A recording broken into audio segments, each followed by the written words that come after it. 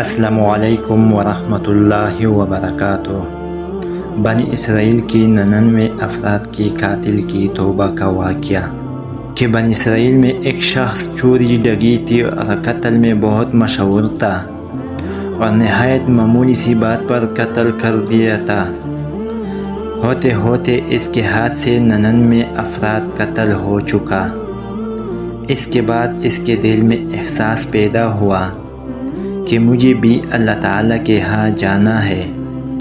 چنانچہ یہ فکر بڑھتا رہا اور لوگوں سے معلومات کرتے ہوئے سرگردہ پھرنے لگا کہ کیا میری توبہ قبول ہو سکتی ہے یا نہیں۔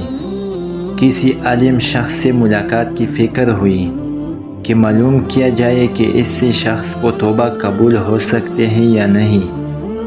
اسی حوالے سے لوگوں نے ایک عابد شخص کے پاس جانے کا مشورہ دیا۔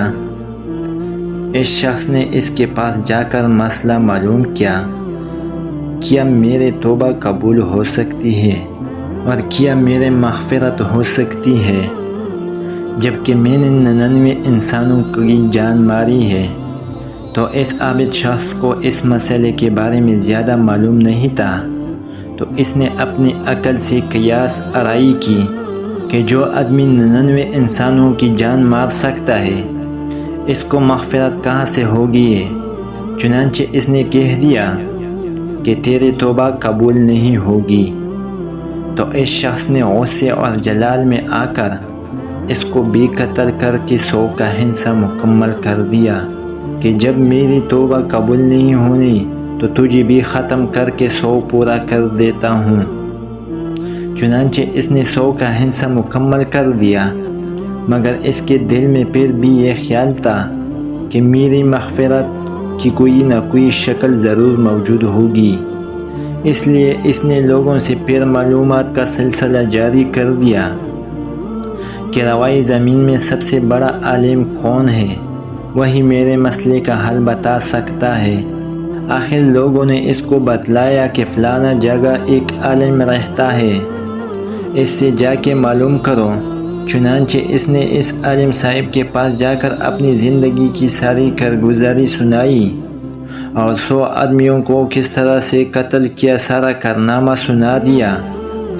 معلوم کیا کہ آپ بتلائے کہ میرے توبہ قبول ہو سکتے ہیں یا نہیں۔ کیا اللہ کے ہاں مجھے جیسے گناہگار کے لیے بھی مغفرت کی کوئی خانہ ہے؟ تو اس عالم صاحب کو چنانچہ علم تھا، تو اس نے بتلایا کہ تیرے گناہ معاف کرنے میں اللہ کے ہاں کوئی رکاوٹ نہیں۔ اللہ کی رحمت کا سمندر تجھ جیسے گناہگاروں کے گناہوں سے بہت بڑا اور وسیع ہے۔